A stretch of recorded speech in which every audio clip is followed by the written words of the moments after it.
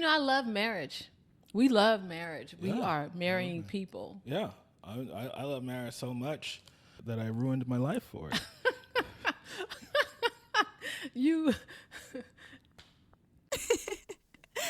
Oh no.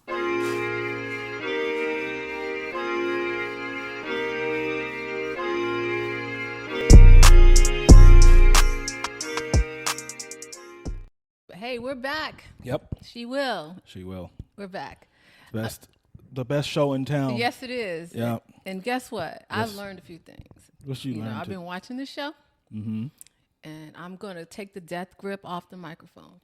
Somebody said you got that death grip on the microphone because they don't listen. People like to not listen to anything you say and just focus.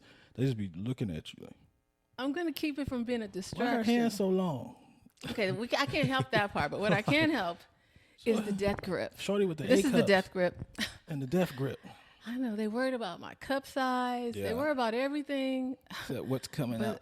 The content. The content. You know? So Let's I'm appreciate losing. the Is the content. death grip gone? Is that okay? You know what I think it is? You It's need my to lay fingers the fingers on the mic. My fingers are. You are hand on the. You need to just gingerly lay your fingers on the mic. Relax. Okay, he's giving me a class, a master class on holding a mic. Okay, so I don't think it's the death grip right now. So I just want to handle that. Like we want to be better. We aim to improve. That's what She Will is about. Progression. You said it a long time ago, evolve or evaporate. That's right. And that's what we're doing here at She Will. A lot of things going on in life right now. We can get to some of the hot topics, if you will. Mm-hmm. Your girl, Megan Good, Oh, God. and Jonathan Majors have officially got engaged. There was so many rumors that they had actually broken up, and then they pop out and show people. That's probably why they did the engagement parade. A parade? Yeah, that was a performance, right? Wasn't it? It was a Did you performance? play the video. Okay, that's number one. Do you mind just straight on to me, please? By the way, and stay. Yeah. Wow. Nice. Get over there. All right, you two. Hold it up here. We're gonna show it off. So cute. Love it. I need a single. Would you mind So nothing about that tells me, oh my God, they're selling. I saw comments, people, single women, look at how she's looking at him. That's how you want to look. She admires that. Do I she look at respects you like that that? man. You should. That's how I look at you. Yeah, but I'm, come on. Like, dude. Okay, I'm I'm top 5 and I'm not 5. Anyway. Okay, I'm sorry. I'm sorry. So look how she looks at him. Look, she was smiling at him.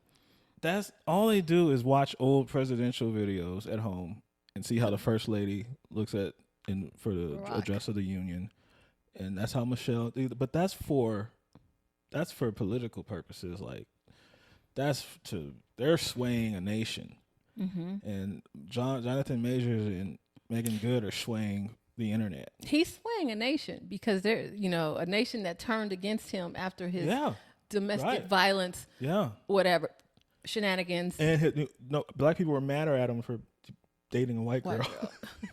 Look, but they say he was violent. Yeah, but she's not black. He's one of those. Yes. Damn, canceled. He's canceled for dating a white girl, not for hurting her finger. Chasing her down the street or whatever. Redemption. She chased him. So all you need for redemption is Megan Good. Megan Good. Will bring, and she is, black women worship her. Because she's anti-aging. Mm-hmm. She's been a sex symbol since she was 11.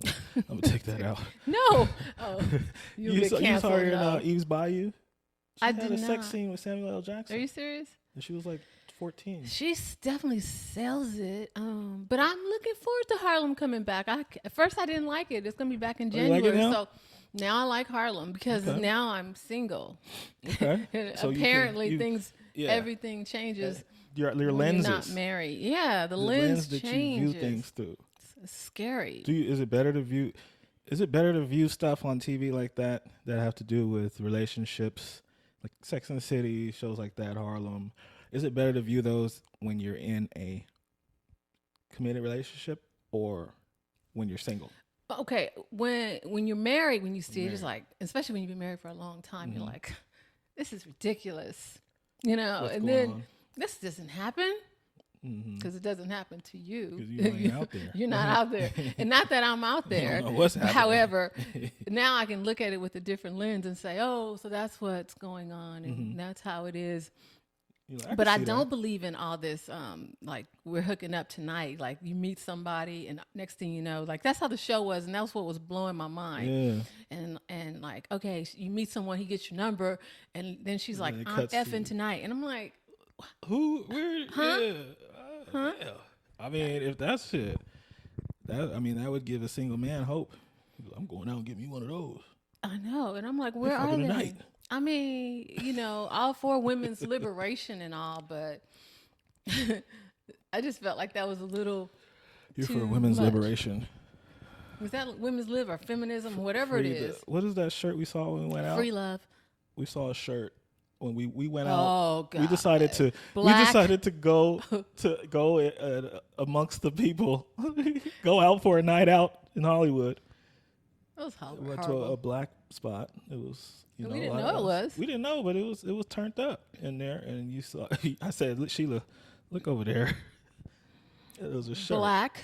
Was it coochie? Black coochie matters. Matters. Like, hey. I was like, I gotta go. I don't belong here. I just don't belong here. Because I don't have to make that declaration. Like, there's a lot of things. I do like loving me and stuff. Like, yes, I'll make that declaration. But that part. That coochie matters. I'll pass. That's great. Yeah, so I don't know. Okay, so I'm sorry. I took you away from your big parade, the parade of those guys. Yeah. Because I thought about Harlem. So did you have anything else you want to say about that? You know, I love marriage. We love marriage. We are marrying people. Yeah. I love marriage so much that I ruined my life for it.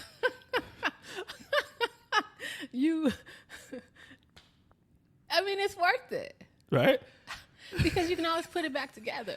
Okay? I mean, it don't feel like you can, but you do. You can. There's, is like a phoenix. You can come up, Yeah. So you can ruin it, but guess the good part is you really ruined your life. But look where you are now. Right? It's like one of those things when you break a bone and it comes back stronger when after the therapy and the physical therapy and the healing and the visits. Now it's like, I could jump higher. Reconstructive surgery. Yeah, reconstruct. So you have emerged. Yeah. Better. Faster. Stronger. You're like the $6 million man. Prettier. Do you know what the $6 million man is? What is that? Is that before your time? No. Oh yeah, it is before my time. Okay. I'm not even 36. I know. Yeah. You're very young. Yeah. Okay, that was before you. I won't even get into that, but that's your story, and look where you are now. That's amazing, brother. Yeah, it's great. So, I'll write are a you memoir. willing to blow up your life again? So instead of engagement, you'll call it a blow up. That's the stupid thing about love. It's men and women, we've been trying to do this for centuries. It's never worked, and we're still out here trying. That's the thing. But that's why they say love is literally a drug.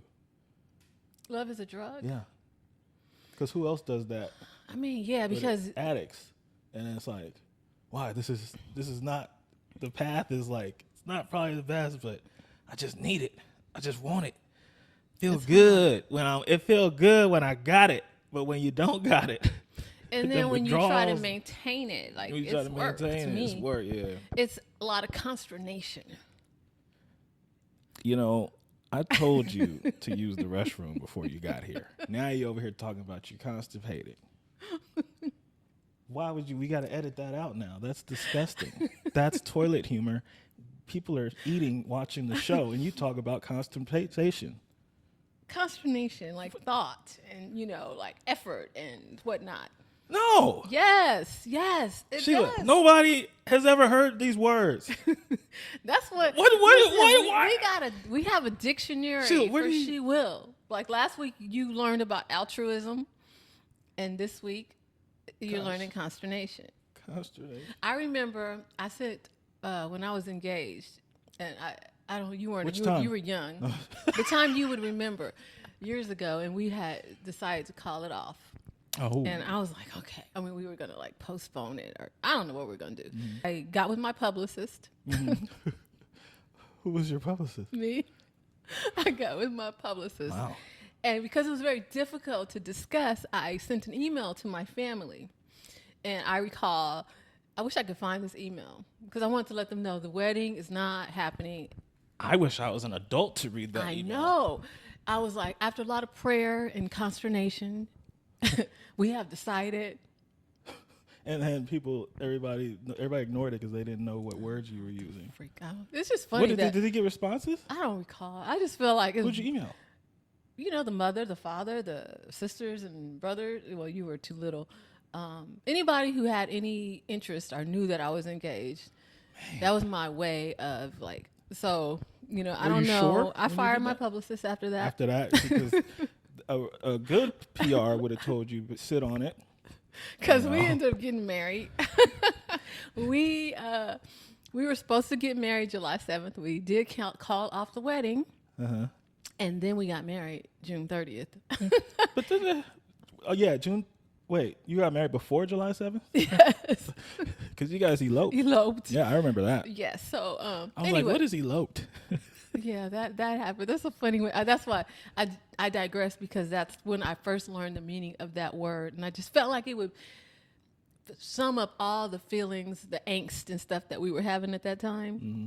And also, I didn't want to talk to anyone about it because it was kind of painful or whatever. So I was like, if I send this email out, everybody will leave me alone.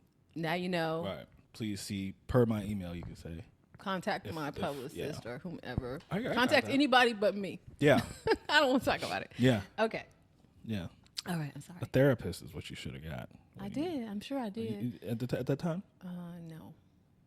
Later. Later. Yeah. Subsequently. Mm-hmm. Okay. So anyway, Willard, I'm immersed in thinking about planning my trip to Europe. Yeah. Yes. C'est la vie. Oui, oui. Parlez-vous français? Yeah. Inglewood. Inglewood. Pyru. Crenshaw Mafia or something. I don't know. Bousse? Bousse. I don't know. You can't. Okay, you ain't got no big words in other languages. What I need to, I know I could say all these in English, but what I need to do is figure out how I'm going to communicate on my trip to Italy and France. So you're going to Italy? Yes. France. Yeah, that's all I could do with the amount of time that I have. So I'm really excited about it, thinking about it, what I'm going to do. I gotta get my my. See, the thing about people like me, the bad thing about people like me is instead of worrying about how you're going to communicate and things like that, you're worrying about what you're going to wear, how you're going to look, what you're going to take with you, how French you're going to look, or how, which I don't know how important that is. All right. You need to learn how to say fire, help. Baños. I know how to say baños. Is that Spanish? That's Spanish. Italian? I can go to Mexico. You can go to Mexico. I can go to Gracias. You know how you go, you talk to people with other languages. You ever do that where, like, they may be Asian, but you want to communicate with them, so you start speaking Spanish? No. You feel like it's another language. You find yourself speaking in your Spanish accent to the... Well, no, what you do is when you're talking to a Korean or something, whose language is, English is iffy, you start speaking in the Korean accent. We're speaking English, but for him to better understand me, I have to speak broken English. Frankie does that. Broken English. I don't think he notices, but yeah, he totally does his Asian. You go to you start skipping, conjugate. You don't conjugate. I don't know. You stop. What do you call those? What do you call it? The syllables. Yeah. You just take a syllable out. Yeah, like, I know you too. You have good day. Good day, you. It's like, you could just talk your normal talk. Something about it, you get like, it's like grabs you and you want to talk like You want to in a way that they can digest it. You want to have a symbiotic relationship. I would be so mad if people did that to me and I was in another country. Oh God! Why are you doing that? That's like when white people do. Hey, brother, what's going on, brother? It's when they start talking Ebonics or whatever. Y'all okay, brother? The homies. She was home. They're still homies to this day. Who? Oh, my friend. I know. It's like we don't even talk like that. Just for the record, just because we're all black doesn't mean that when we get around each other we start talking like black. Yeah. Well, I mean, right? we do kind of. I mean, not that black. Not that black. No. I mean, there's like, yes. Only time I'm going to like homie somebody, like I got into it with somebody, this man one time, and I was like, something like, look, homie. Like, I don't know what, I can't even do it now. But, like, I was like, okay. So that's why. But normally, you don't talk like that. Especially when I get around white people, I try not to, I just be myself, but I don't cater to their dialect, and I don't over exaggerate my culture or like I told you that we were talking about the other day, like when I'm on stage, I perform in front of a lot of white people, I will not say the N-word on stage. A lot of black comedians, they get on stage, the N-word, even if it's a part of your act, but they do it because that in itself gets a chuckle out of white people. Like, oh, he said nigger, we can't say nigger. That's how they say it. They talk so different and they can do that. That's edgy. And that's a part of your act now. The fact that you saying nigga, but that's not funny. You're not funny because you can say a word that the audience can't say, or that you're dancing in a sense for them. Like, look what I can do. I refuse to use the word in the set in front of white people. I do not, and I say stupid shit. I'm not, how I am. Like, I don't really. I have a kind of a bad mouth, like, and like, and so, but I will not go there. Your father would be so proud of you. Yeah, right. You are a monk. You're. Yeah, very much so. Yeah, Good job, Willard. Yeah, that's right, my nigga. You just don't want the acceptance from your family, do you? You just had to do that. You just had to do that. You're killing me. Okay, we were talking about this the other day because we've been, watching NBA, the Lost Files of the NBA season. Remember, we did a whole spill on the NBA and we lost it. But anyway, while we were at it, we were looking at a couple games, and we were thinking the worst NBA bodies because some of these people just don't look like NBA players. Whatever that means. So we came up with the top 5. Are there any? No, we were watching. We watched basketball games together. Last night we watched San Antonio and Oklahoma, and Boston and Cleveland.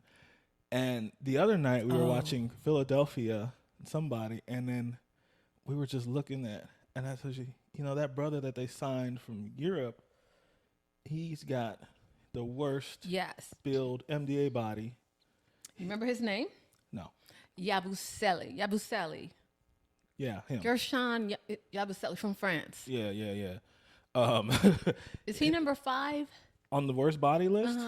So we had, I have him a little higher. Else. I just thought of somebody else. I think he plays for Cleveland. Georges Niang of the Cleveland Cavaliers. Hey, there's that body. Hey, and these guys are not bad bodies for regular life, but we're saying NBA bad. And that NBA jersey, it look a little out of place. And by the way, it's hard to look good in a basketball uniform. Yeah, sure. Even like myself, I played semi-professionally briefly a couple years ago, and I have a build that's okay, but in the jersey, you got to be tight and right. Tight and right. So Georgia Niang. Okay, so these are the candidates. James Harden's the candidate. James Harden, he's been holding it down for years. Yes, you got to see him in his Houston. He's better now. Then we have Chris Paul. All right. Chris Paul, Joel Embiid. Joel Embiid. And I think our last one that we have on the list is Kyle Lowry. Lowry. Kyle Big Booty Lowry. Yes, Man Hips Lowry. Hips Lowry. Now, so these are the contestants. All right. And we want to just make the top 3. Those are they're on the list.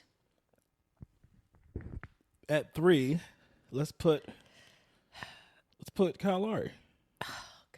You want him higher? I think I need him a little Need higher. him higher. Let's. Okay, so for 3, Number 3, we're gonna have to go with that guy Yabusele.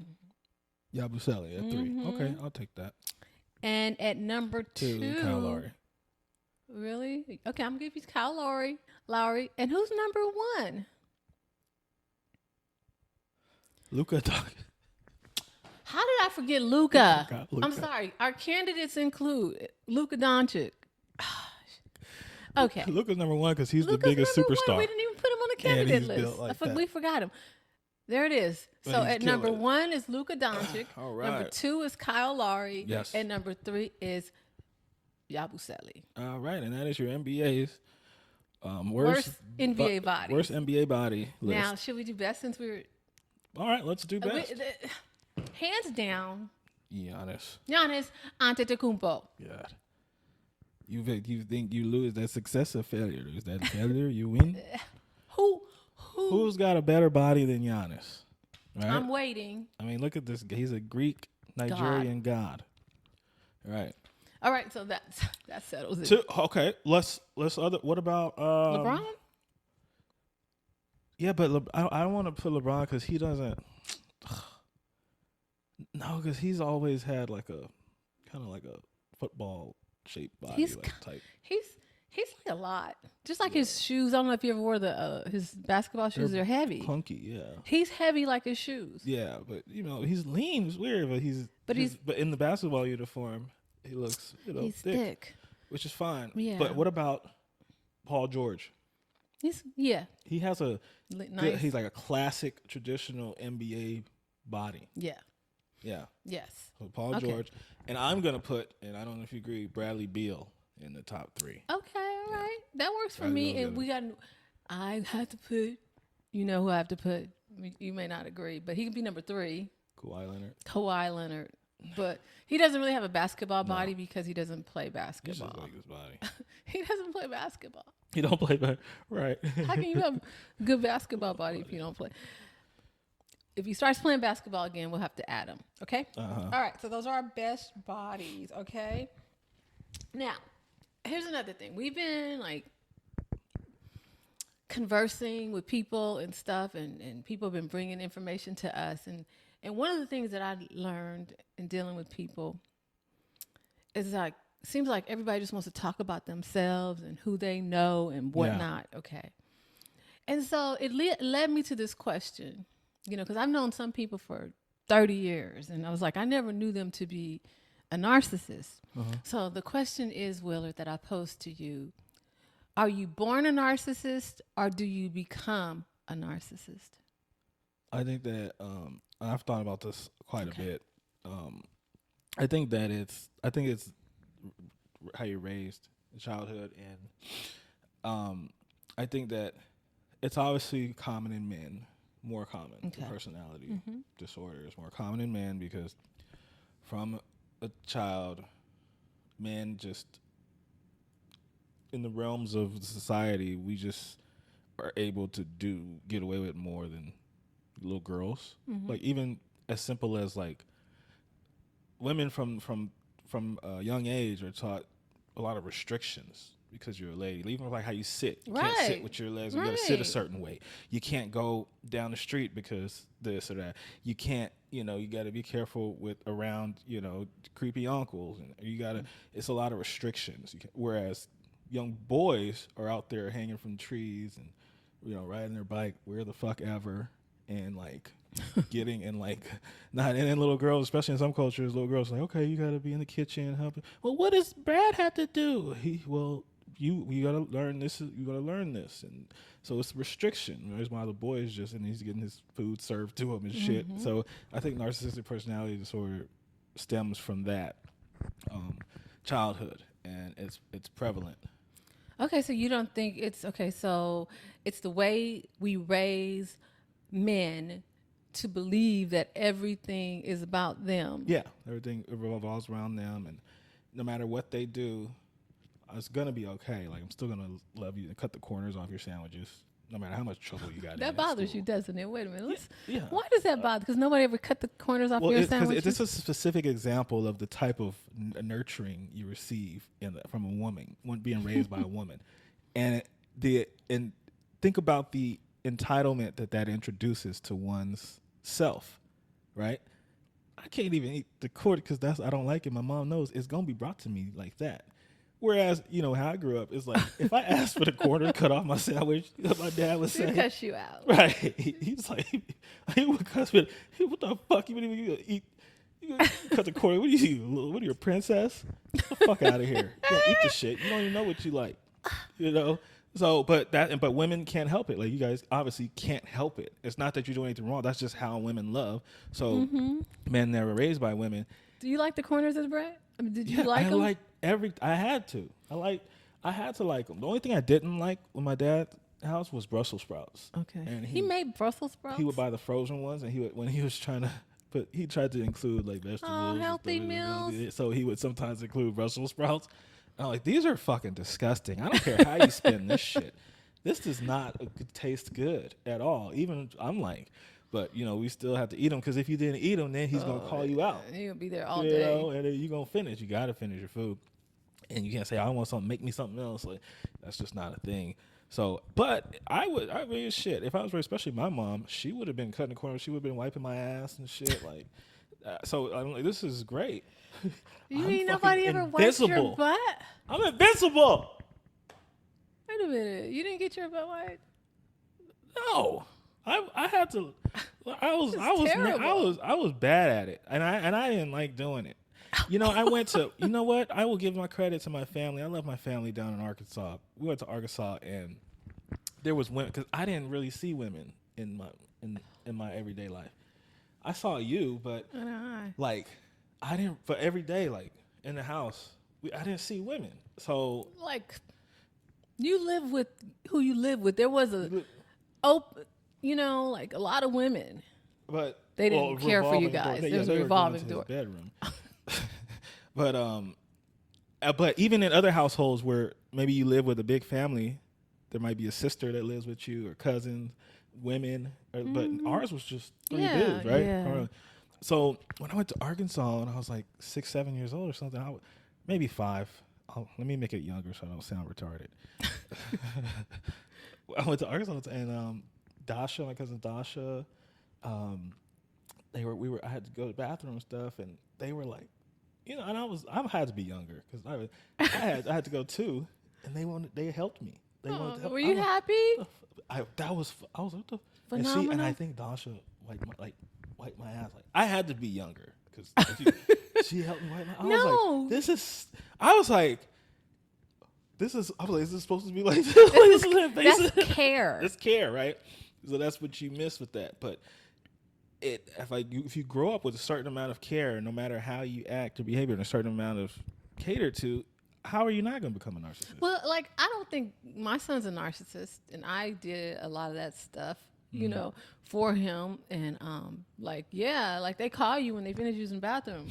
Yeah. You're like, Mom, I'm done. Wipe my ass. And you don't think, as a mother, you don't think anything of it. Like, it's like second nature. But I don't want to talk about that. We were talking about narcissists. Yeah. So you think I just feel like there's something that's in the water right now where everybody is focused on them. Like, and even when you give them a softball and you say something about you and something they could ask a follow-up question to, nobody wants to follow up. They just want to focus on them and drop more names. Things like that. Let me get this off. So it was just baffling to me, and I just thought we've been coming across a lot of those. Like, every time we try to hang out with somebody, they just like put on a performance and just talk, and it's all about themselves. And I'm thinking, maybe this is why I don't hang out with people, because I hang out with you a lot, but we have conversations. So when I get around other people, I'm not used to these monologues. Yes. You know, and where do you prepare these monologues? How do you go off on this stuff? And you got a story for every topic that comes up. It could be catch up. Catch up. That's what I was saying. Catch up. Catch up. I was at, when I was in Milwaukee, there was a ketchup factory, and I said, it's just like, how do you whatever you do remember to take shit over like that? Like, so, but I mean, hey, to each its own. But yeah, well, I that's why I find myself wanting to be alone. You said to each his own. I want to be alone because it's not fun to me. No. I feel like it should be like a mutual exchange of thoughts and ideas. Correct. And if not, I'm not interested. You don't need me here. There are going to be times when your story outweighs my story. Yeah. Like you need some time. You can have that time. But we need to have otherwise I'm not interested. I'm on this whole thing where it's like I'm not doing what I don't want to do. So I've been thinking about. Okay, so I've been binge watching Sex and the City. Of course. Yes, I need a life. You women know there's other shows, right? I mean, I've seen all this stuff before, but again, with a different lens, 20 years later, it sits different. So Carrie breaks up with Big, and they say to her, and she doesn't want to go anywhere or whatever, or she doesn't want to go somewhere because she thinks she might see him. And they said to her, how long is that hostage situation going to last? And I related to that because I've oftentimes been hostage. In certain areas? Oh, yeah. Because you don't want to see somebody run into somebody? Yes. Hostage. So, until recently, I was in hostage for downtown L.A. Oh, God. I didn't want to go downtown. I mean, I would go if I had to, but right. I would never say, hey, let's go downtown. Right. I was trying to move to downtown. You were like... I didn't even look at those apartments with you. Damn. I was like, oh, you really... And then we see doppelgangers when we were downtown. Yeah, I mean, no, God. It's like alternate the ghost. Universe. Yeah, that was crazy. We saw, that was no way it couldn't be him. Yeah, so I'm just no way. Even the sweater. I'm just over this stuff. So, but I realize that's a thing. You never been hostage? Only time I'd be hostage is if, say, I'm with a lady and I don't want to run into an ex or something, Well, you were hostage in your marriage. How so? You don't remember your bedroom? You were a real hostage. That's a different type of hostage situation. But no. I mean, help. No. What'd you say? I watched a lot of Love Island. Though.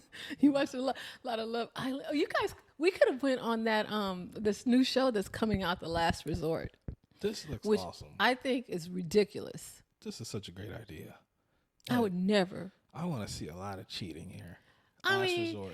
It looks like they're going to put people who are on the last leg of their relationship, like really in a Temptation Island kind of setting. On a resort with all the other couples that are that can't stand each other and ready to cheat. This is terrible. Get out. This is terrible. It's going to be some good TV, and I will be watching. I was going to say that. I'll be watching. This is terrible. Meanwhile, where's the popcorn? When does it come on? 8/7 Central. I watched The Golden Bachelorette. That's your show. I think I told you're going to be. I beg your pardon. You're going to be on season 4. No, I'm not.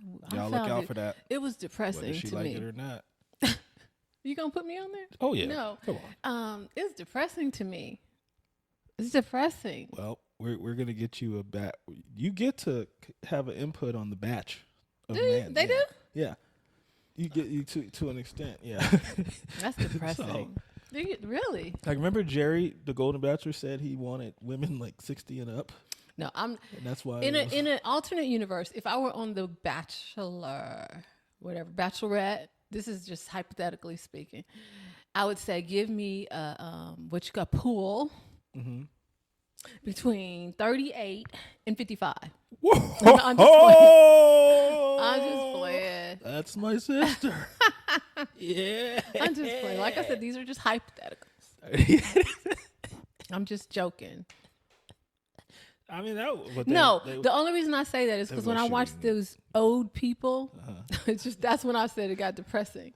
So I was just like, I don't want to do that to the older people or the people who are cis age. Yeah. Cis You understand what that means? I'm not cis age. What the fuck is cis age? I don't know. Cisgender means you're the same gender. Like if I'm cisgender, right? I'm a woman who identifies as a woman. Oh, that's what cis means? I think so. I thought it just meant straight. It means straight. Yeah, that's straight. So no, that's sexuality. It's not gender. Okay, they're the same. To me, it's okay, boomer. I know. So I'm not cis age. I don't identify. Oh, as the age. As the age I am. I got you. And you can do that. If you can literally not identify. I don't identify. So like, yeah. that makes total sense. That makes total sense. Like I said, when my sex change operation is complete next fall, I'll be Wilma, I'll have a cock and everything, and I'll be like, I'm a woman. Well, it won't be complete if you have a. Well, I still identify as that prior to the transformation. Yeah. Okay. So I'll be a cis, non-binary age person. Okay, I'm non-binary. You cannot bind me to that age. Okay. That's right. Okay. Yeah. Okay. I'm non-binary. That's what non-binary means? That's non-binary, I think, yeah. Because non-binary age makes total sense. If you can non-binary gender, you can non-binary age. I just got a revelation of that. Yeah. Okay, I'm non-binary as it relates to my age. Yes. And I am cis age. So is there a certain age you identify as, or is it... I identify as a 30-year-old. Okay. 30? I would maybe go a little more. I know. No, I identify about your age, 35. Okay. That's, well, it's debatable how old I am, but I made a decision that I'm going to age like Derek Luke. That's what. How did he age? You think he looks better? The nigga don't age. The nigga he's 50 and he just looks like a kid. So I'm like, okay, that's how I'm, A lot of people do get better as they get older. A lot of people do. I mean, I can't give you any examples right now. Right. But a lot of black people especially get finer as they mature. Yeah, a more woman, refined. I was dealing with an older lady one time, and she told me, I was like 27 at the time, 26. And she said, men don't get fine till they're 40. I know. I said, oh, shit. That's so interesting to hear. And it gave me, I was like, cool. So, I mean, I'm like, I got time to be I believe it. Enjoying, that's cool with me. If that's people think, because she was a really good looking woman and she told me that, and I'm like, cool. I'll be, right now I'm baby cute. I'll be baby cute too. Imagine how fine you're going to be. I'm so shit. And look, and then when you get fine, like Denzel, then they want to make you kiss a man. Oh, and talk about it and do gay interviews. Mm-hmm. The gays want to know about the kiss. Brad, does Brad have that for us? The interview clip? Uh-huh. Yeah. Can you show that, Brad? I actually kissed a man in the film, but they took it. They cut out. I think they got chicken. Okay. Lied about a certain scene, a kiss that was omitted from the movie. Why do you think they did that? It wasn't even a big deal, really. I mean, I that's about what it was. Ridley said he never saw the kiss. He said it didn't happen. It's much ado about nothing. Right. It really is much ado about nothing. They're making more of it than it was. I kissed him on his hands. I gave him a peck, and I killed him. But I have to tell you, us gay boys want to see Denzel kissing another man. Well, I don't have the part yet. You gonna write it? We're gonna do it. All right. Yeah. So all I have to say. How you gayify Denzel? Like, he's a Capricorn. That's impossible. That's impossible, huh? It's impossible. Our dad's a Capricorn. That's right. So, what do you think? I mean, but I feel it's unnecessary. If I was Denzel, if it didn't come out, if it's not going to be in the movie, we don't even have to talk about it. Yeah, but Denzel brought it up in that interview. Is he trying to get new followers? Yeah, that's the thing about now being a brand now. So in order to expand your brand, you have to cover bring in new followers and audiences, and that's a big audience. Obviously, like me being non-binary. Well, your audience, I don't know how much your audience is out there yet, but maybe you'll start something like Bruce Jenner did. No. So okay. Yeah, you've got to capture those people. It only makes sense and for your brand and your business. Yeah, of course. But now Denzel opened the door. That's going to be annoying because now the next interview we saw, he's the gay guy. So let's talk about the cast. It's like, fuck, dude. I want like, I'm a fucking actor and I'm Denzel. I'm like the most fucking wise person in the world, and you want to talk to me about this silly fucking thing. Who is this person he kissed? I don't know. It's probably just a random person he killed. But the problem that I had with it is, from what I understood, is Denzel kind of had a no kissing clause and a no naked, not being naked clause, a kind of deal in his contracts previously.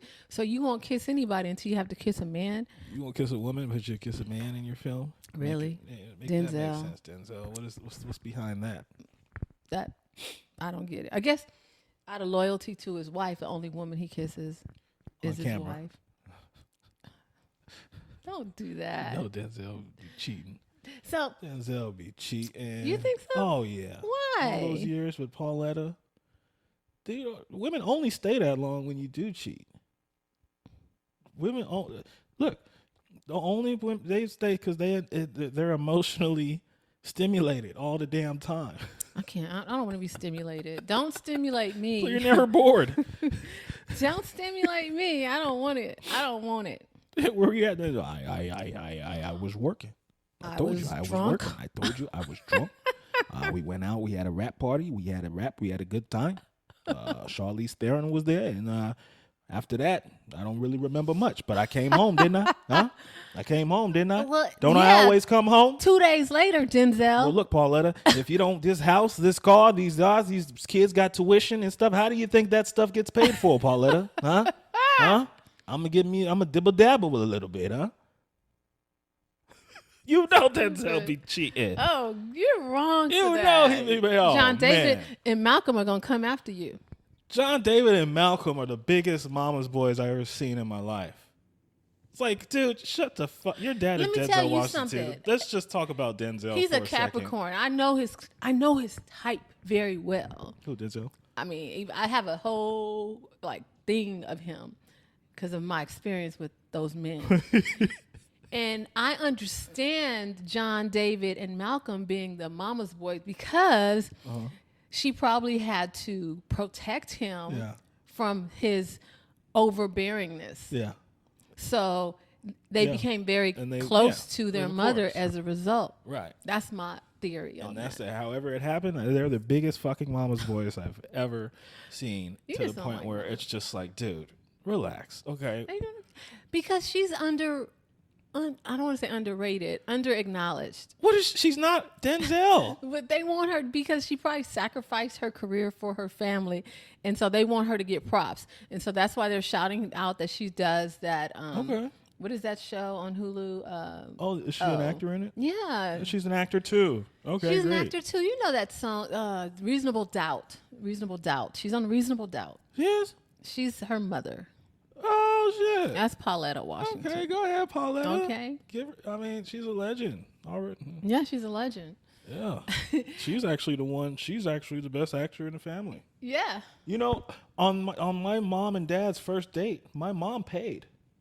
My dad didn't have money for the first date. He didn't? Yeah, that's what John David. Yeah, I know. How many times have you heard that story? I know. Jesus. I mean, my goodness. Okay. I love Denzel and stuff, so I don't want to go too far down that road, but yeah, we can lose that story. Yeah. I don't care about how it all started, how it started and how it's going. Okay.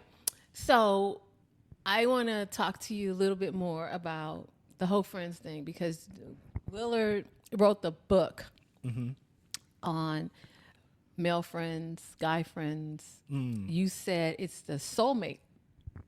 Yeah, that's the life partner. Life partner. Yeah, it's your life partner. So yeah. So any new revelations in your Bible? No, I have no new revelations because I don't deal with it. I don't. Hey, that's the thing about boundaries, man. When you exercise them, you can be healthy. Yes. You can be in a healthy relationship. If you don't, if it's a girl and she has a close male friend, best friend, guy friend, whatever. Hey, I don't talk to her. I don't do anything with her. And so I have no revelations because it's out of sight, out of mind. I don't even know what's going on over there. And it's beautiful. Hey, I mean, you guys should try it. Really? Yeah, it's beautiful. You know, I will say boundaries, I have learned, are incredible. Yeah. Oh. Absolutely incredible. Incredible. One of the things, you know me, I don't like to call it self-help, but I'm often working on myself. And, you know, I got into Dr. Cloud, and the whole thing is boundaries me. And what it says is boundaries protect the relationship. Okay, like, you know, to set them up may seem difficult and may be a hard conversation. Mm-hmm. But when you have boundaries, then your relationships are protected because you don't have all these outside influences. So for you to have that as a boundary is helpful because now you don't have to worry about how other men influence or impact your relationship or impede on your relationship or what I call it, this is the word I learned the other day. You know what I feel like it is? Careful. Encroachment. Okay, I know that one from football. No. Exactly. And I mean it exactly from football. I feel like it's an encroachment. Yeah. Like, it's like they're in neutral territory. Yes. But you didn't know. But see, that's the thing about boundaries. That's something you had to set up before you even enter anything. They're for you, for your safety and mental health and stuff. See, when I don't even know if you knew that was a boundary for you because I know that I always talked about it and stuff, and people the first thing will say is, "Oh, he's being insecure, being jealous." No, trust me. There's so many things that I avoid by having that boundary. Right. Like the encroachment you're talking about. People don't know that. But I don't necessarily have a problem with having male friends or female friends or whatever. I have problems when it impacts me. But it's always going to do that, Sheila. That's so that's where I have. That's their life partners. Their life partners. So it's everything. Nothing's going to come. That's what I'm saying. Nothing comes between them and their life partner. That's what. Remember, I said that. I always said. So it's not that I'm jealous. It was just like I just know with that to me a friendship that's a relationship in itself. Think about the time it takes and the care it takes, and it's two heterosexual people. That's a fucking relationship. I have that for nobody. Remember, my boy, one of my friends reached out to me and said something like, "Hey, let's see you, whatever." And I was like, "Why you want to see me? Why? What you want to do?" I mean, like, I don't have that energy for anybody. You want to catch up? Catch up with me on a text. Oh, person, they can do a monologue for you. I'm just not a good friend to men. Hold you hostage. Hold me hostage? I will. I hold myself hostage. I hold myself. Nobody can hold me hostage. I hold myself hostage from men, and I hold myself hostage from areas. But you know what? I do want to develop. I don't want to be a hostage. Okay. For much longer, because I've been doing this for a long time. Because when Eric and I broke up, I was a hostage, and that's how I ended up here in the Valley. Oh, was it LA you were a hostage from? Yes. Really? Where did he live? LA? Yes.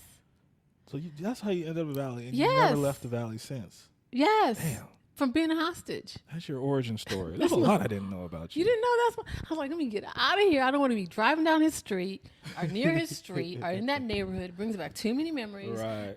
What I will do is vacate the premises and I'll go far, far away. That's why a lot of people move, though. Yeah. And that's why I don't date women that have lived in multiple states. Oh, my God. Yeah. That's another. Oh, because do you think they went there because they were a hostage? Usually. And usually they either go there because they're a hostage where they're from and they want to get the fuck out of there. Mm-hmm. So that's for a man. Or they're going to a man for a man. Or they're going to meet a new pool of men because the pool of men where they were at is trash. So if you literally would change states for a man, like that mentality, I don't want parts of it. Oh, God. Yeah. Well, I only went 20 miles away. Right. And I was working out here. So. No, that's LA. That's not. I mean, so I say state lines. You draw the line at state lines. Okay. Right. That's where it becomes trafficking. So it looks like that's all I have, Willard. Oh, that's all we have. Was there anything? Great job, Brad. Yeah, Brad. This is what we love you for, man. This is it. Yeah, when you perform like this, it makes me not despise you. Do you have to despise him? Only thing I would ask is that when my death grip returns, which I think it did at different times, because it's hard to like not do what you are accustomed to. You know, like if you've been trained that way. Well, now you just have a arthritis grip. Like you can't bend your finger. Well, I just don't want to Like like. Chris Rock. But anyway, what I know I'm Chris Rock. Brad, if you could just let me know when the death grip ensues, I'd appreciate it. That's right. You know, we're all developing here. We're all developing. So if you haven't already, go ahead and subscribe to our channel, right? Yeah, subscribe. We're trying to hit 1,000. Yeah. Subscribe to our channel and find us on TikTok and also on Instagram, IG at She Will Podcast. And if you want, you can find me at Levin Sheila G on Instagram. Yep. And Monkey Fresh. That Monkey Fresh. You know what it is. And we'll see you on the next She Will. See you later. Return the favor.